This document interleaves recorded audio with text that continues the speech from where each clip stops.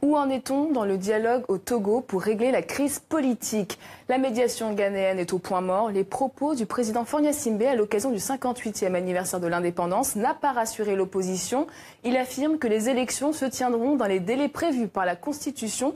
Avec nous sur ce plateau ce soir, Nathaniel Olympio. Bonsoir. Bonsoir. Président du Parti des Togolais, parti d'opposition. Alors des élections vont donc avoir lieu dans les délais constitutionnels selon le président Faure Gnassingbe. Est-ce que ça signe la fin du dialogue inter-togolais? Il est évident que le dialogue dans son format actuel, la manière dont cela se déroule, n'est pas en mesure d'apporter la solution aux problèmes des Togolais et d'apporter ce que les Togolais attendent. Il faut donc que le cadre soit adapté à la réalité du terrain, c'est-à-dire à prendre en considération le fait que le régime, tel qu'il fonctionne aujourd'hui, n'a absolument aucune intention de donner au peuple ce qu'il attend à travers ce dialogue-là. Il faut donc exercer davantage de pression sur ce régime à l'intérieur du pays et à l'extérieur du pays pour que le régime comprenne que la rotation du pouvoir est un instrument indispensable à la dynamique de la démocratie. Pourquoi le dialogue n'a pas abouti? La médiation ghanéenne a commencé depuis janvier. Bien entendu, et cela ne peut pas aboutir en l'état, parce que le régime n'a pas initié ce dialogue pour trouver une solution. Il a initié ce dialogue pour casser la dynamique de mobilisation de l'opposition. Et aujourd'hui, je vous dirais que dans les geôles du régime, on a plus d'une centaine de prisonniers politiques, symbolisés aujourd'hui par le jeune Asiba Johnson et un autre qui s'appelle Joseph Eza du mouvement Nubweke, qui sont dans les prisons sur des motifs complètement fallacieux. Eh bien, c'est cette répression, c'est cette violence d'État gratuite que le peuple togolais subit aujourd'hui. Avec ce fonctionnement du régime, on ne peut pas espérer que le dialogue puisse produire un résultat positif. Mais si demain les élections sont maintenues, ce sera quoi votre mot d'ordre? Si les élections, leurs élections sont organisées dans les conditions actuelles que tout le monde rejette, eh bien, on comprendra aisément que ce régime veut conduire le Togo dans une situation catastrophique et ils en seront les seuls responsables. Je crois que... Vous ferez quoi concrètement? Je crois que le peuple togolais n'acceptera pas que ce régime impose une élection qui sera jouée d'avance, que ce soit le référendum ou des élections. Nous en avons l'expérience et cette fois-ci, avec la détermination du peuple, je pense que nous y opposerons comme il se doit. Vous savez, je crois que le Togo va connaître des moments extrêmement difficiles parce que le régime n'a pas l'intention de laisser les choses se faire dans la paix. Alors les manifestations continuent par vagues, ça va faire bientôt 1 an. Est-ce que le mouvement de contestation n'est pas en train de s'essouffler aussi? Il est clair que la période de suspension n'a pas été quelque chose qui a porté un résultat qui était escompté. Il faut revoir les choses sur le terrain. Il faut réadapter l'action sur le terrain. Il faut en tout état de cause remobiliser les populations. Comment pour que la retrouver pression... un nouveau souffle justement? Oui, c'est là qu'il faut être ingénieux, il faut être imaginatif en tout cas. Vous avez une idée? Le peuple togolais est déterminé, il faut que nous repartions sur le terrain, il n'y a pas d'autre alternative. Nous ne pouvons pas prendre aujourd'hui les armes. En revanche, nous pouvons compter sur la détermination de ce peuple-là, nous pouvons compter sur sa volonté de mettre un terme à ce régime. Et c'est à cela que l'opposition, la coalition, la diaspora togolaise, toutes les forces vives de la nation, les syndicats, la société civile, ensemble, nous devons former une force qui, je dirais, balayera ce régime. Ce sera la conclusion de notre interview. Merci Nathaniel Olympio d'avoir répondu aux questions de TV5 Monde. C'est moi qui vous remercie. Le génocide des Tutsis au Rwanda de retour dans les prétoires français. C'est un procès en appel qui s'est ouvert ce matin à Paris. Celui de 2 anciens maires rwandais, Octavian Genzi et Tito Barahira, se sont succédés à la tête du village de Karabondo. En 2016, ils avaient été condamnés à la prison à vie pour leur participation au massacre des Tutsis en 1994. Le procès doit durer 8 semaines. Au Nigeria, la boxe emporte les foules. Ce sport de combat monte en puissance à Lagos. Des quartiers populaires aux quartiers chics, les rings ne désemplissent pas. Rencontre avec les apprentis boxeurs, un reportage à FPTV de Célia Lebur.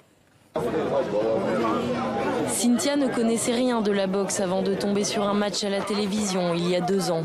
Depuis, le sport a changé sa vie. À Bariga, un quartier populaire de Lagos, l'adolescente s'entraîne tous les week-ends avec des dizaines d'autres jeunes.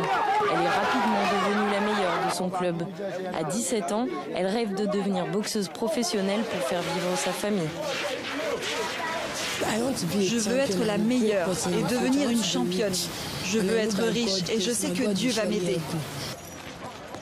Depuis 13 ans, Always entraîne bénévolement les jeunes dans la cour de l'école primaire du quartier.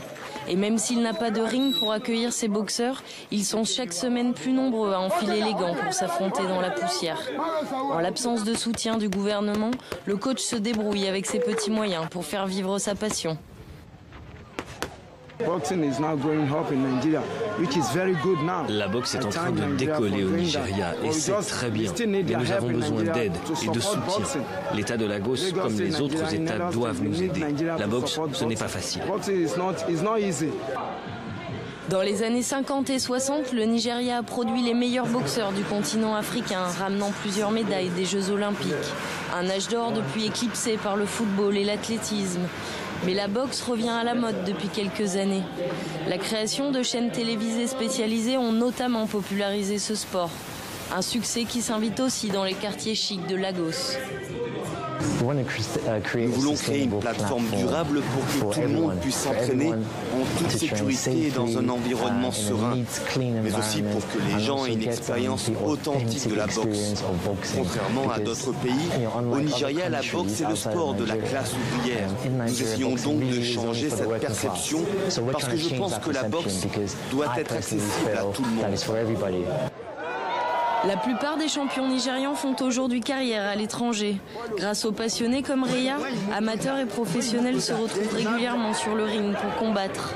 Et pourquoi pas susciter d'autres vocations. N'oubliez pas, on en parle ce jeudi. Et si Bolloré abandonnait l'Afrique? Dans une tribune polémique, l'homme d'affaires français s'est demandé s'il fallait quitter le continent. Après sa mise en examen pour corruption d'agents publics étrangers, Vincent Bolloré est-il finalement un incompris ou le symbole de la corruption globalisée sur le continent? On attend vos questions sur notre page Facebook. Place maintenant au MAG. Nous recevons l'artiste Seuf El Badaoui. Il est notre invité de la semaine.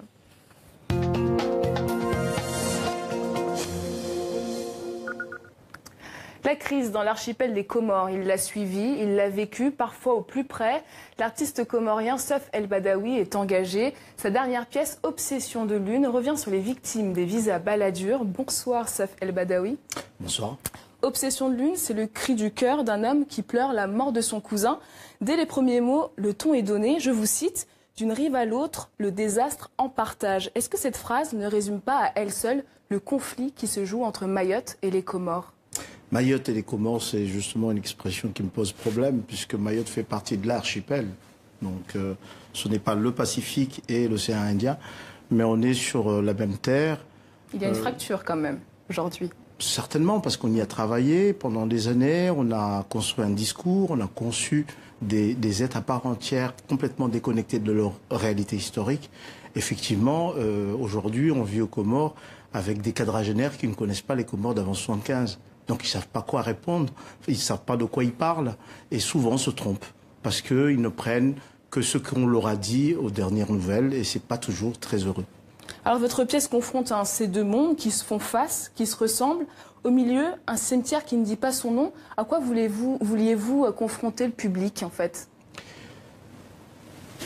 Je crois qu'il y a une phrase il y a deux phrases dans le spectacle. La première, c'est ce personnage effectivement qui pleure son cousin, qui dit « Nous n'avons pas pleuré, pas crié, pas hurlé, parce que nous sommes alors que nous sommes dans un pays où théoriquement la mort nous étreint, nous fait mal, nous ronge. » Lui, il dit non. Pourquoi ? Parce qu'effectivement, à un moment donné, il rappelle que cette histoire-là est bien plus complexe. C'est un pays qui se meurt et non un cousin qui se noie. Et je crois que c'est tout le drame. C'est qu'on nous demande, par exemple, la question qui a été posée à Mayotte sur l'insécurité, on demande aux gens de parler d'une histoire immédiate et on oublie de savoir d'où c'est parti jusqu'à en arriver à l'endroit où on est aujourd'hui. Souvent, je dis, on montre la lune, mais les gens regardent le doigt. Alors justement, pour remettre les choses dans leur contexte, votre pièce s'inscrit dans le visa Balladur. Donc c'est en 1995, le gouvernement français d'Édouard Balladur qui instaure un visa. C'est la fin de la libre circulation entre Mayotte et le reste de l'archipel. Pour vous, ce moment-là a été un tournant ? Est-ce que ça a été un tournant ? Non, ça a été la résultante d'une histoire très longue qui remonte à 1841.